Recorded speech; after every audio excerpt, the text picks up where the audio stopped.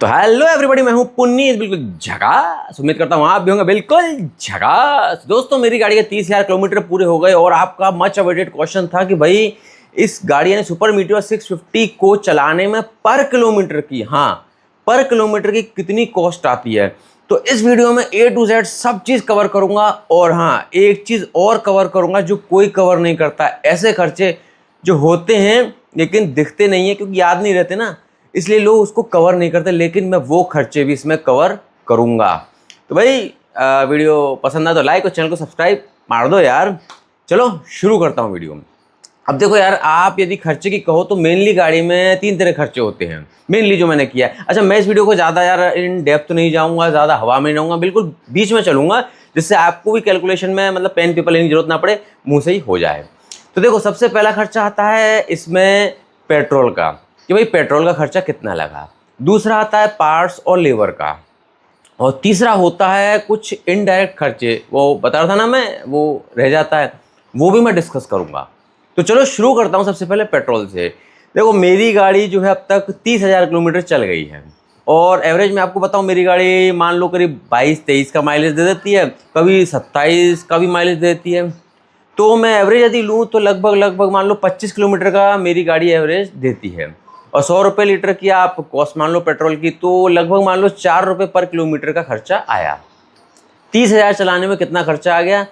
30,000 into या गुणा 4, 1,20,000 हो गया पेट्रोल का हिसाब। चलो अब अगला हिसाब लेते हैं। अगला हिसाब आता है इसमें पार्ट्स और लेबर का। इसमें मेन चीज़ आती है सर्विस। देखो, मैं सर्विस में इतनी डेप्थ में नहीं जाऊँगा, ऊपर से आपको बता देता हूँ। पहली सर्विस 500 किलोमीटर की, उसमें खर्चा हुआ 3300 रुपये लगभग। दूसरी सर्विस 5,000 किलोमीटर की, उसमें कुछ नहीं हुआ यार, वो जनरल चेकअप होता है। तीसरी सर्विस आपकी 10,000 किलोमीटर की, उसमें खर्चा हुआ आपका 3300 रुपये, क्योंकि ऑयल चेंज वगैरह उसमें सब होता है। चौथी सर्विस 15,000 किलोमीटर की, उसमें कुछ खर्चा नहीं हुआ। देन आती है 20,000 किलोमीटर वाली 5वीं सर्विस, शायद देख लेना यार, उसमें खर्चा हुआ लगभग 4,000 रुपये। उसके बाद आती है 25,000 किलोमीटर वाली सर्विस, जिसमें खर्चा हुआ 0, क्योंकि उसमें सर्विस नहीं होती, उसमें जनरल चेकअप होता है गाड़ी का, ऑयल वगैरह नहीं होता। देन आई 30,000 किलोमीटर वाली सर्विस, उसमें खर्चा हुआ 4,000 रुपये का। अच्छा, ये तो हो गया आपका सर्विस और लेबर वगैरह का खर्चा। अब इसके अलावा भी और गाड़ी में क्या पार्ट्स वगैरह डले, आपको याद हो तो मैंने बताया था कि मेरा चेन स्प्रॉकेट भी चेंज हुए गाड़ी के, भाई वही तो खर्चे में आएगा यार। तो पहला चेन स्प्रॉकेट चेंज हुआ था 11,000 किलोमीटर पे और दूसरा चेन स्प्रॉकेट चेंज हुआ था 25,000 किलोमीटर पे। तो एक बार चेन स्प्रॉकेट चेंज कराने का खर्चा आप मान के चलो लगभग 2,600 रुपये आता है, पार्ट्स प्लस लेबर। तो 2 बार चेंज हुआ, 2 बार का मतलब हुआ 5,200 रुपये, 5,200 रुपीज़। एक और खर्चा है, याद करो, ब्रेक पैड्स मैंने चेंज कराए थे। भाई ब्रेक पैड्स बहुत महंगे हैं यार। आगे के ब्रेक पैड थे 3,100 रुपये के, पीछे के थे 2,800 रुपये के, टोटल हो गए लगभग 5,900। तो मान लो मोटा मोटी यार 6,000 रुपये इसको मान लो। तो यदि मैं पूरा parts plus labour plus chain Sprocket plus ये आपका ब्रेक पैड सबका खर्चा मैं लगाऊं तो टोटल मिला के लगभग मतलब मोटा मोटी बताऊं, इतना डेप्थ में नहीं जा रहा हूँ, लगभग मान लो 30,000 के करीब खर्चा आ जाता है। अच्छा, इसमें आपको मैं एक बात और बताऊं कि इसमें मैं सभी चीज़ इंक्लूड कर रहा हूं और मैंने क्या क्या इसमें बीच में चेंज करवाया है मैं आपको एक बार और बता दूं। जैसे हर 10,000 किलोमीटर पे मैं स्पार्क प्लग चेंज करवाता हूं, जो भाई थोड़ा ज़रूरी होता है। एक बार इसका क्लच वायर चेंज हो चुका है गाड़ी का। अब आप पूछोगे स्पार्क प्लग क्यों चेंज कराते हो या फालतू की चीज़ें, नहीं, आप वीडियो देखिएगा उसमें आपको पता चल जाएगा स्पार्क प्लग क्यों मैं कराता हूँ भाई, क्योंकि मेरी लंबी राइड होती है। ये हो गए 2 खर्चे। अब अच्छा, एक खर्चा इसमें और है भाई, ये पार्ट्स और लेबर में, वो हर एक कोई भूल जाता है। वो पता है क्या, वो है आपका चेन ल्यूब और चेन क्लीन का खर्चा। आप सोचते छोटा मोटा, नहीं भाई, बहुत कर्रा खर्चा पड़ता है वो। आप ये समझो कि अब तक मैंने 2 चेन क्लीन के डिब्बे खाली कर दिए और करीब 5 चेन ल्यूब के डिब्बे खाली कर दिए। मैं मोस्टली यार वो मोटियोल का यूज़ करता हूँ 400 ml वाला, जिसकी लगभग ऑनलाइन कीमत यार 650 रुपये, कभी 650, कभी 550 होती है। तो मैं एवरेज लेके चल रहा हूँ 600 रुपये की कीमत है। तो 2 चेन क्लीन के और 5 हो गए आपके चेन ल्यूब के, तो 7 हो गए, 7 6 4200, मान लो 4,000 रुपये उसके हो गए। तो वो टोटल जब मिला दिया तो पार्ट्स लेबर प्लस क्लच वगैरह वो सब और चेन ल्यूब, तो ये खर्चा हो गया आपका टोटल 30,000 रुपये। हाँ 30,000 मैंने इसको मिला के बताया था भाई, सब दिमाग में याद करके बैठा हूँ, पेन पेपर लेने की ज़रूरत नहीं है। अब आता है इनडायरेक्ट खर्चा जो लोग भूल जाते हैं। क्या खर्चा? सबसे पहले इंश्योरेंस। भाई थर्ड पार्टी इंश्योरेंस तो 5 साल के लिए आता है, लेकिन फर्स्ट पार्टी इंश्योरेंस मैंने लिया जीरो डेप्रिसिएशन, वो मुझे पड़ा लगभग 5600 रुपये का, 5600 का। अब दूसरा खर्चा क्या है? देखो दूसरा खर्चा है ये जो मैं सर्विस कराता हूँ ना, इसके लिए एक AMC पैक आता है, एनुअल मेंटेनेंस केयर पैक। उसकी कीमत होती है 1299 या मोटा मोटी कह लो यार 1300 रुपये। वो होता है 1 साल या 2 सर्विस के लिए वैलिड। आप कहोगे पैक लेने की क्या ज़रूरत है? भाई पैक ना लो ना तो बहुत भारी पड़ जाता है। कैसे? देखो उसमें 1 साल में आपको 2 सर्विस फ्री मिलती है, सर्विस चार्ज देने की जरूरत नहीं है।